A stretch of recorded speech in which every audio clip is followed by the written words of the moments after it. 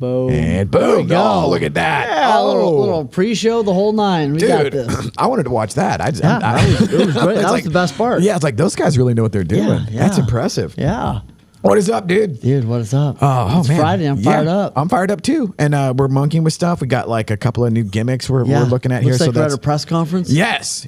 Speaking of, oh my God, have you watched the Netflix documentary on the Cowboys? No. Is that a team? That's a team, right? Yeah, I think didn't they win the NBA title last year? No, and actually, so I no longer follow sports on any level. Yeah. However, in the era of the documentary series, that was your era. oh yeah, Yes. when Jerry Jones bought the team and Jimmy Johnson came in the Super Yes. Bowls, and so like there's all this stuff that I saw that I recognized, games that I was at, because part of my origin story and why I ultimately needed to get sober. I probably needed to get sober before then, but when I turned 21. Yeah. And back then the Cowboys sucked, dude. They were just dog shit. And Kroger would buy the tickets. Oh wow. Every week. So the game would be on TV. Yeah. So they could every break would be like brought to you by Kroger, brought to you by Kroger. So they would just pound Kroger into you. But you could get the tickets for free if you went like, I don't know, an hour before the game. Oh wow. And so like me and my idiot friends that just turned 21, Texas Stadium also let you BYOB. Oh wow. That sounds dangerous. Oh, dude. That's amazing. Yeah, full throttle. So I'm 21 years old, and you can imagine the kind of people I hung out with when I was 21. And so everybody could go to the Cowboys game and get hammered and just get stupid for, I don't know, $10. There you go. Or less. Yeah. And then the funny part was, it was like, male bonding, whatever, and all that. I didn't think they would get good. Yeah. So we didn't see that coming. No, did not. Yeah. No. And so it's just like memory lane or whatever. And I think back, it's good. like, wow, that used to be like such a huge part. But then I turned into one of those guys where if the Cowboys lost on Sunday, I had a bad day on Monday. Yeah. And it's like, what am I doing here? Right. This is crazy. Right. It's like I could get hit by a bus, lightning, and a meteor, and Jerry Jones would have never known that I even existed. If you know your team stats, but you don't know your business stats, that's a problem. Ouch. That's a problem. What's funny is problem. there were guys, and I was guilty of it myself too, where it's like you live vicariously through the athletic thing or the tribal thing or whatever, and it's like the us versus them, it's et cetera, and it ends up being like this emotional drain that has no purpose whatsoever And no bearing on your life at all. Nope, not a lick. It's crazy. No, now I have nostalgia for it, but it's like I couldn't even tell you who plays for the Cowboys or what. I don't even know who the coach is. No, you only have so much capacity, and it's like, what am I going to put this capacity towards? And it's like, am I going to be a consumer or am I going to be a creator? Bro. And I think that's where, that's a big, it's like if you watched 100 videos on Instagram and you haven't made one, that's a problem. Yeah, if you watched 20 and didn't make one, what are we doing problem. here? Yes. You need to get your tail into StudioUSA. Oh, and make there some we go. videos. Look at there that. There you go. That was smooth. There you go. That was good. Smooth. There we go. Yeah. Yes. And speaking of teams and team players. Yes. Boom. All right. This is huge for me. So when you ask yourself, like, who should I hire? Who should I surround myself with? Right? We can come up with a list of 48 things, right? Like all these things. And yet there's this book called Ideal Team Player, and it distilled them down to 3. And I have gone through this over and over, and I was like, man, these are the 3. Like, if you have these 3, like it leads to everything great. And if you only have 2 of these 3, you're in trouble. Uh-oh. So, and it's critical. You have to have all 3 of those. So the first one is humble.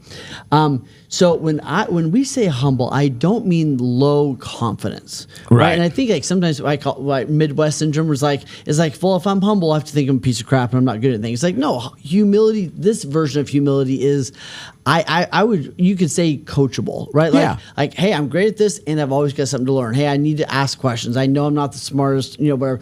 So but if you have someone on your team that doesn't have some humility or coachability, man, you're in trouble. In the recovery world, they would call that being right-sized, where it's like, okay, I'm not the best, I'm not the worst, I'm just one of the guys. I'm a worker among workers. Yes, I don't have to apologize for what I'm great at, and I don't have to pretend that like there's not some stuff that needs to really get and that balance of humility and confidence is a tricky thing, because it's like, okay, just to take it back to I haven't got to this episode yet, but to take it back to the Cowboys.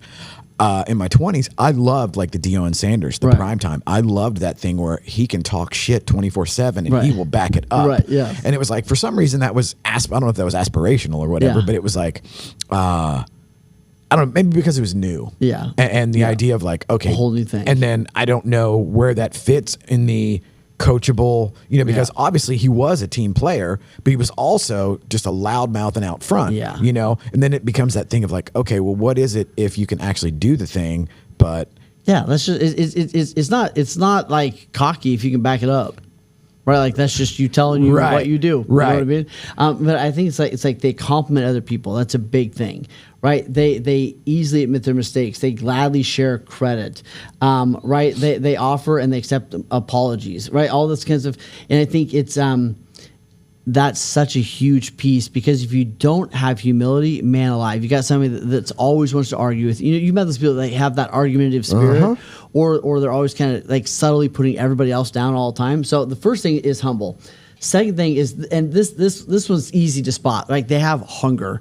And when you think about hunger, it's like they've got drive, like they want to get better. And I think for most people, like you met them, like you either kind of have some hunger within you or you don't, right? Like it was funny. I taught this big room the other day, and I said, "How many?" It was all a bunch of high achievers, great people. And it's like, "How many of you had jobs in high school?" And almost every hand in the room went up. Some of it was like ran the yearbook, some of it was whatever. But like they were hungry from birth. You know what I mean? Like they had some of that in them from birth. And I think we all need reinspiration from time to time. But like you can't make a unhungry person hungry. No. You can re-inspire, you can help people from time to time. But man, like they either have that kind of drive in them or they don't. Well, it's like the whatever was Tom Ferry this week or whatever. Yeah. And it's like, okay, that thing works in the macro if you actually take everything in and do it. Right. But I'm always fascinated by the pep rally aspect of, and then of course Tony Robbins is the king of that, where 15-hour marathon things where it's just like this endurance thing. And it's like, okay, I can understand that from like a team building standpoint. Right. But what are you really getting out of it other than that like super dopamine spike? Yeah. And then you leave and you forget 90% of everything. Well, that's the whole like inspiration over empowerment, right? Like it's one thing to inspire, but like empowerment's what sticks. You know what I mean? I like so that. like Yes. it's well, huge. like this, where if you're hungry, it's again Midwest syndrome or whatever. It was thankfully, much to their surprise, my family of origin or whatever you want to call it, their work ethic was kind of adopted by me by osmosis. Right, yeah. You wouldn't have thought that to see me as a teenager or whatever. I was kicked in. I was doing things in high school that let's just say they were not taxable. Right. Yeah. Yeah. Absolutely. Yes. Absolutely. Yeah. Yeah. But like you still have that hunger. Yes. And I think there's nothing more. If you're leading a team and you're exhausted, you have to ask yourself, like, am I doing a poor job leading, or am I trying to drag people because I want it more than they do? You know what I mean? Right. And man, there's nothing more exhausting than working with someone that doesn't really want, or doesn't want as bad as you do. And the constant like, come on, dude. Buyer or a seller. Like if you got a buyer that's unmotivated, a seller that's unmotivated, oh, it's exhausting. Same thing with team members, man. It's like, and it doesn't mean you're bad, doesn't mean they're bad, but it's like this. It may not be a good. Right. Your cadence is different. You're as my pastor dad would say, you are unequally yoked, and that doesn't work good in any field. Oh, I like that. Yes. Well, and again, it's the I don't know why I am wired the way I am. It's nature, nurture, whatever. And I also know that, okay, like my, whatever you want to call it, my isms, like my alcoholism or whatever, has morphed into workaholism. Right. Which is much more, has much more upside to it. Yeah, much more upside. Yes. But it also gives me a totally skewed perspective on, I have no idea what's normal or what's rational as far as like work-life. There is no work-life balance. Well, and then there's a version of hungry. Hungry doesn't mean like you're the one swinging the hammer all day long. Hungry can also be like, I'm going to now get great at building the team. I'm going to now figure out how to leverage stuff out so I can do other things. So it That's where I'm at just now. mean, like there's different versions. So, and then the last thing, the third one, and you got to have all three. The third one is smart. So when you say smart here, it doesn't just mean like technically smart. I'm talking emotional intelligence. So smart means like they understand the feelings of others. They show empathy. They're attentive to other people, right? They're not just waiting to get the next word in, right? They adjust their behaviors style to, to the nature of the conversation, right? It doesn't mean they're a chameleon, but like they're aware, right? They have emotional intelligence. And what's interesting is you looked at, I don't know if we're going to be able to, I don't know if you, there we go. Look at this. Yeah. Okay, so here's where it gets really cool. So if you look at those, so if you have somebody that's smart and humble with no hunger, They're wonderful. We love them. Their culture fits, but they're broke. And they're kind of inspiring everybody else to not work as hard if you're not careful, right? Mm-hmm. And then let's say you only have humble and hungry, right? If you got somebody that's coachable and hungry but doesn't have emotional intelligence, this is like all caps Karen, right? They're like, I'm just telling you the truth, right? It's like, okay, but you're blowing the doors off every time you walk in here. You know what I mean? Everything is DEFCON 4. Yes, like please read the room. You know what I mean? And then the worst I think, or the toughest to deal with for businesses is smart and hungry. So they're emotional intelligent, they're hungry, so they can play the game, but you eventually show this is the person that's rude to the server. This is the person like treats the office help like crap. You know what I mean? Like it's the thoroughbred donkey, as I like to call them, because they're the reason why, especially in real estate world, they're tough is because they'll go get sales. But they're like this like undercurrent cancer that's building in the team, like locker room poison, and also it's a very transactional, very transactional. Yes, so I'm always looking for the next thing, the better thing. I don't care who I have to step on to get here, kind of thing. Oh, they'll do it for this. Yeah, but they can play the role enough that it takes a minute to figure out like, oh, they're an asshole. It just took me a while to figure it out. Right. You know what I mean? Right. Yeah, it's not tattooed on them, or it's not radioactive glowing. Yeah. But it's funny because now I don't know, whatever, 10, 12 years into all of this, it's like, man, I remember so many of those intersections. Yeah, the combos over the years, and you're like, whatever happened to that person? Yeah. When there's been a handful, just even, I don't know, say the last 5 years, where boom, they come out and they're everywhere for a second, and then they're totally gone. Absolutely. And it's like, huh. And it would all go back to that, either no humility or not reading the room or transactional, where it's like, all I care about is my ROI on my time, my money, my whatever. Yeah. And man, it is, now on paper, I would look back over the last 10 years and it's like, I've just done, I said this to Teresa the other day. She goes, oh my God, thank you so much for doing the show or whatever. I was like, look, if I didn't like you, you weren't really good, we'd already be done. We wouldn't be here. We'd already be done. But the thing is, it's like there, and it's true. And it's like, I don't know where this comes from, but there is an element of, for the folks that, that are in my tribe and that I'm totally down with or whatever, I would do shit for them for free that I wouldn't do for money. Yeah. Yeah. And I don't know where that comes from, and I don't know if that's the wisest philosophy ever. I mean, I think you hold everything accountable, but at the same time, karma's a real thing. There is that. Well, and too, like I was, after getting sober, I had a karmic deficit. Yes. Yeah. So adds a couple points. Yeah, exactly. You need to get a couple points on the board. Put the thumb on the scale on that one. But it's just so much better where, I tell my guys, it's like, dude, I want to, and I'm stealing this from Gary Vee or whatever, where it's like, give 51% all the time. Yeah. And then you're not the transactional jackass. Yeah.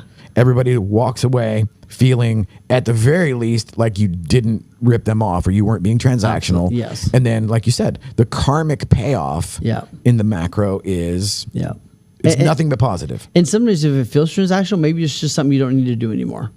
You know what I mean? Like there's times like, I don't like how I'm kind of showing up for this. Yeah. And maybe it's just not the thing I should be doing. And that's okay too. A lot of folks have a hard time even recognizing that, let alone pulling the trigger on it. Myself included, because there's a bunch of stuff I'm like, oh God, why am I doing this again? Yeah. No, 100%. But going back to like hungry, humble, smart. And I think if you have those three, man, you can do almost anything with a team like that. And if you're missing even one of those, you're in trouble. So then the follow-up to that is like, okay, how do I figure that out? How do I figure out, if they're hungry, humble, and smart, from the get-go? Yes. And that's a lot of my clients we work on. Okay, here's the questions I'm going to ask. Here's kind of what I'm going to look for. Here's the research I'm going to do. Because if you know what to look for, you can usually identify it. But a lot of people have kind of figured this out, but they don't really know what they figured out. They just like, oh, I like this person, I don't like this person, right? But like they can't really articulate it. Yes. So I loved when he came up with hungry, humble, smart. I was like, man, those are the three keys that if you get those three in a person. Well, I should probably have that dialed in by the time I'm about 83. Yeah, 102. Yeah. There we go. Yeah, that's our window. So what do you got going on next? This next week we're here, but the week after that, we're going to Chicago. We're doing Broker Boardroom in Chicago, which is going to be incredible. And then we got under 30 in Chicago. After that, I'm going to South Carolina to hang out with my man Brad Allen. We're doing a couple days and some retreats and stuff there. Right on. And then we got a bunch of things. Are you perpetually attached to the 30 under 30? Yeah, I think so. Okay. Yeah. I've known a handful, and it's they would maybe repost something or whatever, but like not necessarily go. Right. Yeah. Right on. I've enjoyed that tribe a lot. It's great. Very cool. Yeah, it's very cool. Yeah. You, what do you got going on? More same. And we got, somebody, Jamie from Living Dallas will be here in a second to do more subject matter expert stuff. There you go. It's all starting to come together. There you go. All right. Evaluate your team. Are they hungry, humble, and smart? And when you're bringing people in, I don't care who it is. I don't care what role they're taking. Hungry, humble, smart. Love it. Boom. Fire. All right. Appreciate you, dude.